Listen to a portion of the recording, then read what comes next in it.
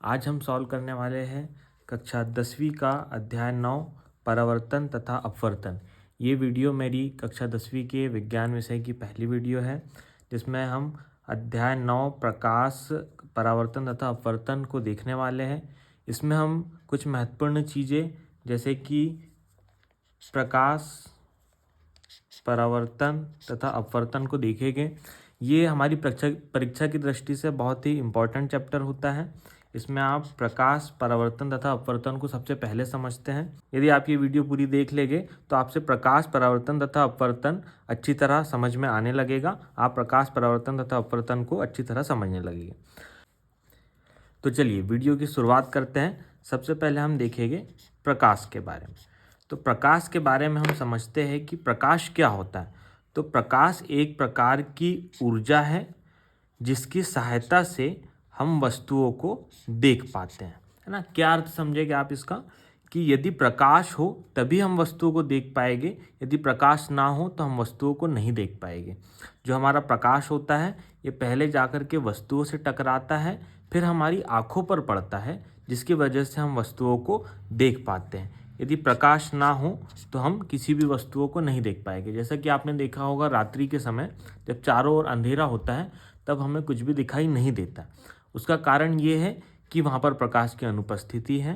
यदि प्रकाश रहेगा, जैसे हम लाइट चालू कर देते हैं तो प्रकाश आ जाता है, जिसकी वजह से हमें वस्तुएं दिखाई देने लगती है ना।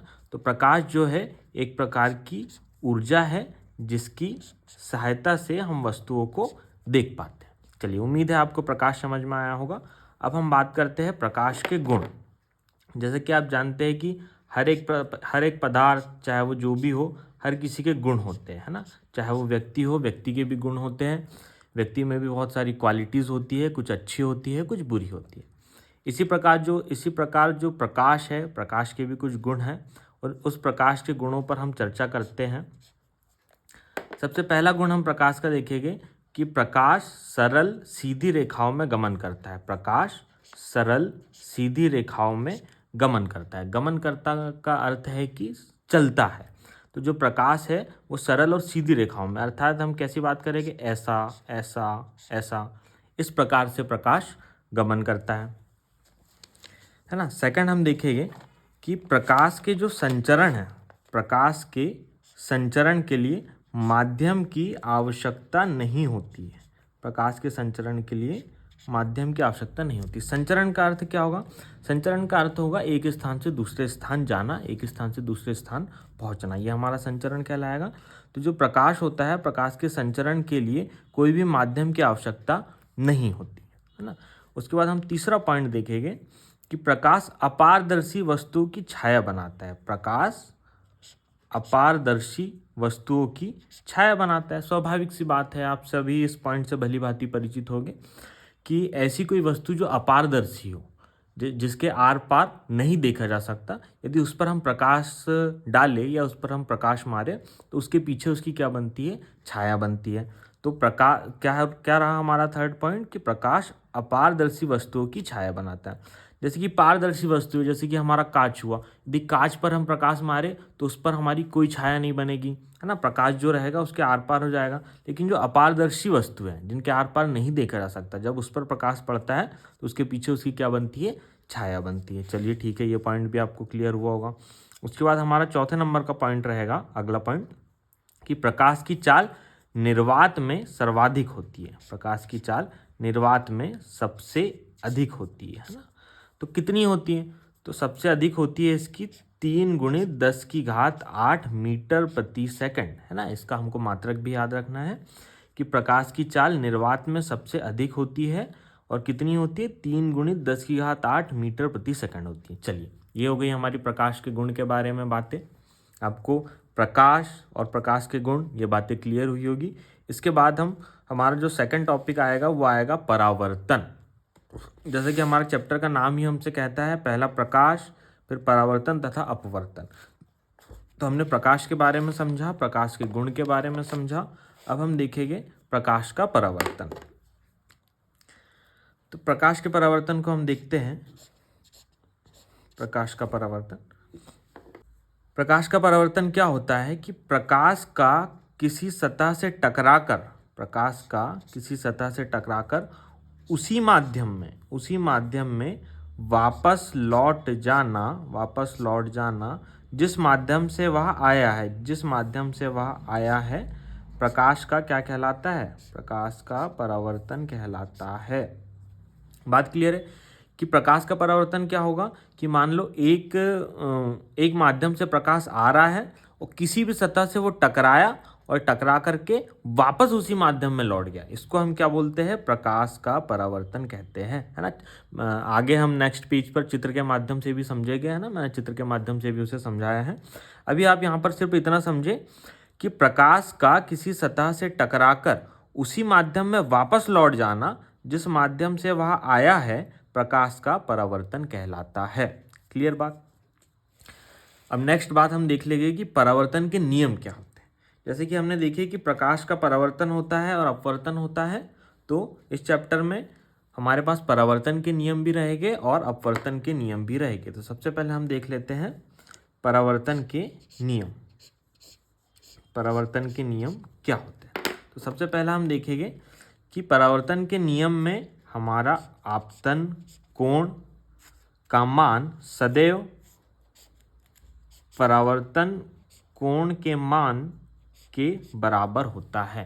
सबसे पहला पॉइंट हमने क्या समझा कि जो आपतन कोण का मान होता है वो सदैव परावर्तन कोण के बराबर होता है। इसको भी मैं चित्र से आगे आपको बताऊंगा, अभी सिर्फ इसे देख लीजिए कि आपतन कोण का मान सदैव परावर्तन कोण के बराबर होता है। ठीक है, एक पॉइंट क्लियर हो गया। दूसरा हम क्या देखेंगे कि आपतित किरण, अभिलंब तथा परावर्तित किरण ये सभी एक ही तल में स्थित होते हैं। क्या क्या बात करें हमने? एक तो हमारा आपतित किरण, दूसरा अभिलंब और तीसरा परावर्तित किरण, ये सभी एक ही तल में स्थित होते हैं, है ना। चलिए, अब ये जो दोनों बातें हमने लिखे हैं कि पहली की आपतन कोण का मान सदैव परावर्तन कोण के बराबर होता है, दूसरा आपतित किरण, अभिलंब तथा परावर्तित किरण सभी एक ही तल में स्थित होते हैं, इसे हम चित्र के माध्यम से समझते हैं। चलिए देखिए, कुछ इस प्रकार का चित्र रहेगा। इसमें आप देखेंगे कि ये जो हमारा नज़र आ रहा है ये हमारा हो गया परावर्तक सतह। ये जो आपको नज़र आ रहा होगा ये हमारी हो गई परावर्तक सतह। ठीक है, ये जो किरण यहाँ से आ रही है तो ये हमारी क्या हो गई? आपतित किरण। जो स्वाभाविक सी बात है कि जो आ रही है वो हमारी आपतित किरण हो गई। ये किरण यहाँ पर आई, यहाँ पर और यहाँ पर टकरा के वापस लौट गई, यहाँ पर टकराई और इसी दिशा में वापस लौट गई। तो ये हमारी जो किरण लौट रही है ये क्या हो जाएगी? परावर्तित किरण हो जाएगी। देखिए, जैसे कि एक माध्यम ये है और दूसरा माध्यम ये है, लेकिन ये किरण क्या हुआ? इस माध्यम से आई और इसी माध्यम में आ गई, मतलब कि ये जो दूसरा माध्यम है इस माध्यम में इंटर नहीं हुई। तो ये हुई हमारी आपतित किरण और ये हुई हमारी परावर्तित किरण। ठीक है, अब ये जो बीच में हमारी रेखा आपको नजर आती है ये होता है हमारा अभिलंब। ये क्या होता है? ये होता है अभिलंब। तो आप देखिए कि ये आपतित किरण है और ये बीच में अभिलंब है। तो आपतित किरण और अभिलंब के बीच में जो कोण बनेगा उसको हम क्या नाम दे देंगे? उसको हम नाम दे देंगे आपतन कोण, है ना। क्लियर सी बात है कि जो आपतित किरण द्वारा जो कोण बन रहा है बीच में उसको हम क्या नाम दे देंगे? आपतन कोण दे देंगे। अब मैंने बताया कि ये जो किरण हमारी वापस जा रही है, लौट रही है टकरा के, ये क्या कहला रही है? हमारी परावर्तित किरण कहला रही है। तो परावर्तित किरण और अभिलंब के बीच जो ये कोण बनेगा इसको हम क्या बोल देंगे? इसको हम परावर्तन कोण बोल देंगे। सीधी सी बात है। आप लोगों को इतनी बातें समझ में आई कि ये किरण आई तो इसका नाम हमने दे दिया आपतित किरण, ये किरण यहाँ टकरा के वापस चली गई तो इसको दे दिया हमने परावर्तित किरण, ये जो बीच की हमारी रेखा है ये हमारी अभिलंब कहलाती है। तो आपतित किरण और अभिलंब के बीच जो कोण बनेगा उसको हम आपतन कोण कह देंगे। परावर्तित किरण और अभिलंब के बीच में जो ये कोण बनेगा इसको हम परावर्तन कोण कह देंगे। और ये जो नीचे हमारी सतह दिख रही है क्या है?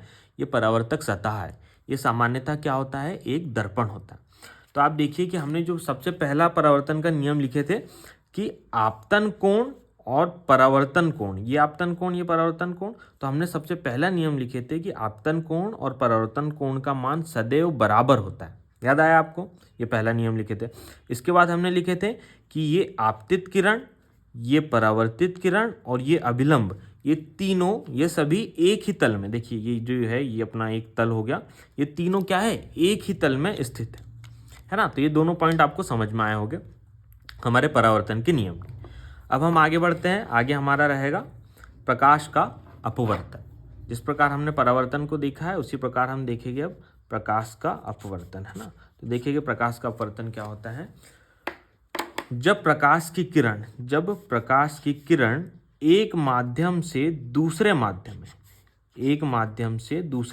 में प्रवेश करती है तो अपने मार्ग से विचलित हो जाती है। जब प्रकाश की किरण एक माध्यम से दूसरे माध्यम में प्रवेश करती है तो अपने मार्ग से विचलित हो जाती है, इसे ही प्रकाश का अपवर्तन कहते हैं, है ना।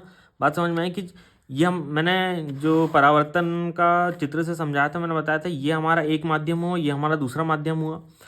तो अपवर्तन की परिभाषा क्या कह रही है कि जब प्रकाश की किरण एक माध्यम से दूसरे माध्यम में प्रवेश करती है तो अपने मार्ग से विचलित हो जाती है, इसे ही प्रकाश का अपवर्तन कहते हैं। क्लियर बात। अब हम इसको भी मैं आपको चित्र के माध्यम से बताऊंगा।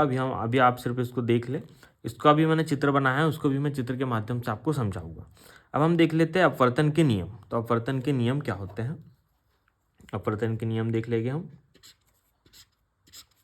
अपवर्तन के नियम, तो अपवर्तन के नियम में हमारा इसके जैसे कि हमारे परावर्तन के 2 नियम थे, अपवर्तन के भी हमारे 2 नियम है। सबसे पहला नियम क्या है हमारा कि आपतित किरण, अभिलंब और अपवर्तित किरण एक ही तल में होते हैं ना।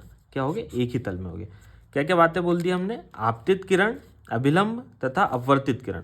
आप देखिए परावर्तन में आप ध्यान करेंगे कि उसमें उसके जो हमने नियम लिखे थे उसमें हमने लिखे थे आपतित किरण, अभिलंब तथा परावर्तित किरण एक ही तल में है। इसके नियम में हम क्या लिख रहे हैं, आपतित किरण, अभिलंब तथा अपवर्तित किरण एक ही तल में स्थित होते हैं। ठीक है, पहला पॉइंट क्लियर हो गया।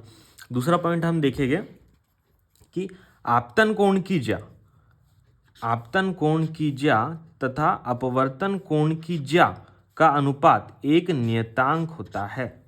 आपतन कोण की ज्या तथा अपवर्तन कोण की ज्या का अनुपात एक नियतांक होता है ना। चलिए अब इसको हम चित्र के माध्यम से समझ लेंगे। ये हमारा ऊपर का एक माध्यम, ये नीचे का दूसरा माध्यम। ऊपर वाले माध्यम को हमने बोल दिए विरल माध्यम, नीचे वाले माध्यम को हमने बोल दिए सघन माध्यम, है ना। ऊपर वाला हमारा विरल माध्यम, नीचे वाला हमारा सघन माध्यम। ये जो हमारी यहाँ से यहाँ किरण आ रही है ये हमारी क्या हो जाएगी, आपतित किरण हो जाएगी, है ना। अब तो आप इसको समझ लेंगे कि यहाँ से यहाँ जो आ रही है ये क्या हो जाएगी, आपतित किरण हो जाएगी। पर ये हमारा एक माध्यम है, ये हमारा दूसरा माध्यम है। जैसे ही एक माध्यम से दूसरे माध्यम में आ रही है तो अपने मार्ग से क्या हो जाएगी, अपने मार्ग से विचलित हो जाएगी।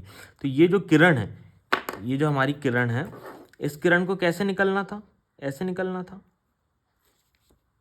इस किरण को ऐसे निकलना था, ऐसे ऐसे ऐसे। लेकिन ये किरण क्या हुआ, इधर जाने के बजाय इधर चली गई। मतलब क्या हुआ, अपने मार्ग से विचलित हो गई। इसी को तो हम प्रकाश का अपवर्तन कह रहे हैं ना। तो ये हुई हमारी आपतित किरण और ये हमारी अब क्या हो जाएगी, ये हो जाएगी हमारी अपवर्तित किरण, ये हो जाएगी हमारी अपवर्तित किरण। तो हमने पहला पॉइंट लिखे थे कि आपतित किरण, अभिलंब तथा अपवर्तित किरण एक ही तल में होते हैं। ठीक है, ये इस चित्र से आपको क्लियर हो गया होगा। दूसरी बात हमने लिखे है कि आपतन कोण की ज्या। तो आपतन कोण, देखो आपतित किरण ये है तो उसका कोण कहाँ बनेगा, ये बनेगा, जिसको हम कैसे दर्शा रहे हैं, स्मॉल आई से दर्शा रहे हैं। तो ये हमारा क्या हो जाएगा, यह हमारा क्या हो जाएगा, आपतन कोण की ज्या। और हमारा अपवर्तित किरण कौन सी है, अपवर्तित किरण ये है हमारी। तो हमारा अपवर्तन कोण की ज्या क्या हो जाएगी, ये हो जाएगा स्मॉल आर। तो हमने क्या लिखे हैं कि आपतन कोण की ज्या तथा अपवर्तन कोण की ज्या का अनुपात जो होगा वो क्या होगा, एक नियतांक होगा। तो यहाँ हमने प्रकाश का परावर्तन अपवर्तन सॉल्व करे हैं। यदि आप लोगों को ये समझ में आया हो, वीडियो अच्छी लगी हो तो वीडियो को लाइक करें, चैनल को सब्सक्राइब करें, अपने दोस्तों अपने साथियों के साथ शेयर करें। हमारा यह नया चैनल है जिसका नाम है लेट्स गो अहेड। चूँकि ये नया चैनल है इसलिए आप लोगों के सपोर्ट की ज़रूरत है। आप लोग ज़्यादा से ज़्यादा चैनल को सब्सक्राइब करें, वीडियो को लाइक करें, अपने साथियों के साथ शेयर करें। बहुत बहुत धन्यवाद।